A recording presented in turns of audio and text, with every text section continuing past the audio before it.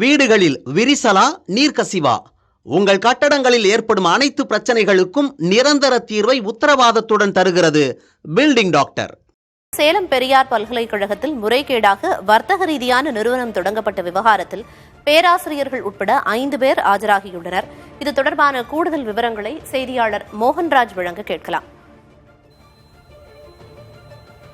மோகன்ராஜ், ஏற்கனவே நம்ம பார்த்தோம், அவங்களுக்கு அந்த 5 பேராசிரியர்களுக்குமே ஆஜராகும்படி சம்மன் அனுப்பப்பட்டிருந்துச்சு. இந்நிலையில இன்னைக்கு 5 பேருமே ஆஜராகி இருக்காங்க. அவங்க கிட்ட என்னென்ன மாதிரியான கேள்விகள் கேட்கப்பட்டுச்சு, விளக்கம் கொடுக்கப்பட்டிருக்கா பேராசிரியர்கள் தரப்புல இருந்து? அது தொடர்பான விவரங்கள் வெளியாகி இருந்தா சொல்லலாம்.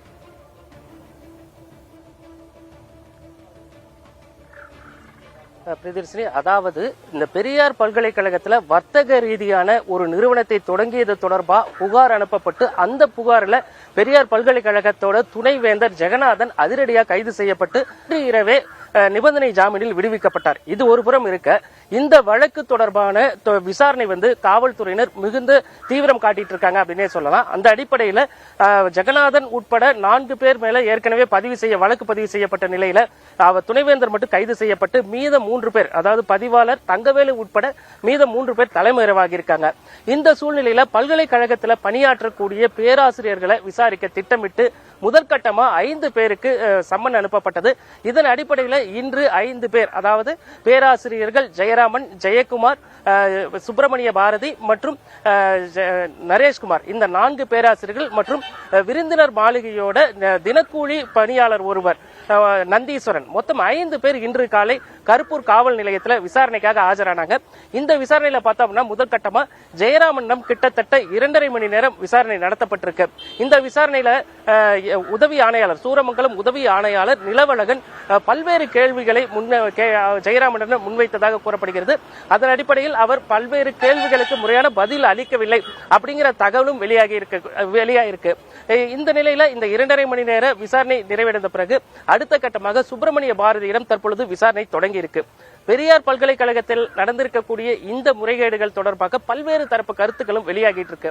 அதாவது ஒரு கல்வியாளர் துணைவேந்தரை இவ்வாறு கைது செய்தது காவல்துறையினரோட ஒரு மோசமான செயல் அப்படிங்கிற கருத்துக்களும் பல்வேறு அரசியல் கட்சிகள் சொல்றாங்க. இருந்தாலுமே கூட இந்த அறக்கட்டளை, பியூட்டர் பவுண்டேஷன் அப்படிங்கிற அறக்கட்டளை தொடங்கப்பட்டிருப்பதற்கு முறைகேடு இருக்கிறது அப்படிங்கறது பல்வேறு காரணங்களும் சொல்லப்படுது. அதிலும் குறிப்பா சொல்லணும் அப்படின்னாக்கா, தொடங்கப்பட்டிருக்கக்கூடிய இந்த அறக்கட்டளைகளை செயல் அதிகாரியாக பதிவாளர் தங்கவேல் நியமிக்கப்பட்டதுதான் முதல் குற்றமாக பார்க்கப்படுகிறது. அதற்கு அடுத்த நிர்வாக பொறுப்புல துணைவேந்தர் ஜெகநாதன் நியமிக்கப்பட்டிருக்காரு.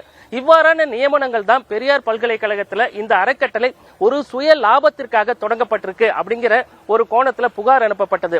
பல்கலைக்கழகத்தில் ஏற்கனவே பல்வேறு புகார்களை பல்கலைக்கழக தொழிலாளர் நலச்சங்கத்தினர் தெரிவிச்சுட்டு இருந்தாங்க.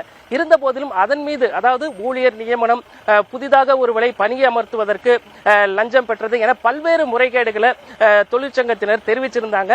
ஆனா அந்த அடிப்படையில பார்த்தோம் அப்படின்னாக்கா அதன் மீதான நடவடிக்கையில தீவிரம் காட்டாம தற்பொழுது இந்த அறக்கட்டளை தொடங்கிய விவகாரத்துல காவல்துறையினர் முறையான புகார் பெற்று அதன் மேல கிட்டத்தட்ட 8 பிரிவுகளின் கீழ் வழக்கு பதிவு செய்து துணைவேந்தர் கைது உள்ளிட்ட நடவடிக்கைகள் எடுத்திருக்காங்க. தற்போது 5 பேருக்கு சம்மன் அனுப்பப்பட்ட அந்த விசாரணையானது இன்னைக்கு நடந்துகிட்டு இருக்க சூழ்நிலையில மேலும் 8 பேருக்கு, பேராசிரியர்கள் உட்பட மேலும் 8 பேருக்கு இதே போல சம்மன் அனுப்பி விசாரணை நடத்துவதற்கான நடவடிக்கையிலும் காவல்துறையினர் தீவிரம் காட்டிட்டு இருக்காங்க.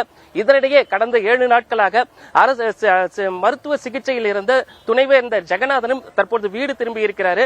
அவர்கிட்டையும் விசாரணை நடத்துவதற்கு, மீண்டும் விசாரணை நடத்துவதற்கு காவல்துறையினர் திட்டமிட்டிருப்பதாக தகவல் வெளியாயிருக்கு. அதாவது துணைவேந்தரை பொறுத்த வரைக்கும் நிபந்தனை ஜாமீன் வழங்கப்பட்டது. ஜாமீன் பெறப்பட்ட நாளிலிருந்து 7 நாட்களுக்கு சூரமங்கலம் உதவி ஆணையாளர் அலுவலகத்தில் கையெழுத்திட வேண்டும், எப்போது காவல்துறை அழைத்தாலும் விசாரணைக்கு ஒத்துழைக்க வேண்டும் அப்படிங்கிற நிபந்தனை துணைவேந்தருக்கு விதிக்கப்பட்டிருந்தது. அந்த அடிப்படையில் இந்த விசாரணையும் நடக்கலாம் அப்படிங்கிறது ஒரு பக்கம் இருக்கு. இதே நேரத்தில் துணைவேந்தர் டிசம்பர் மாதம் 26ஆம் தேதி கைது செய்யப்பட்டாரு.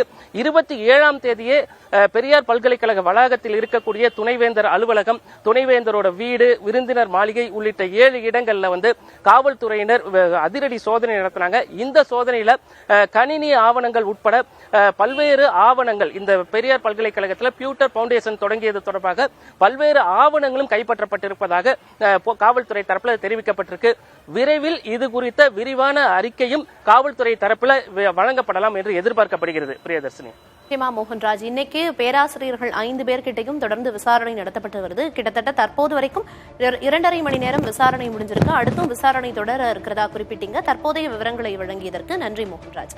வீடுகளில் விரிசலா, நீர்க்கசிவா? உங்கள் கட்டடங்களில் ஏற்படும் அனைத்து பிரச்சனைகளுக்கும் நிரந்தர தீர்வை உத்தரவாதத்துடன் தருகிறது பில்டிங் டாக்டர்.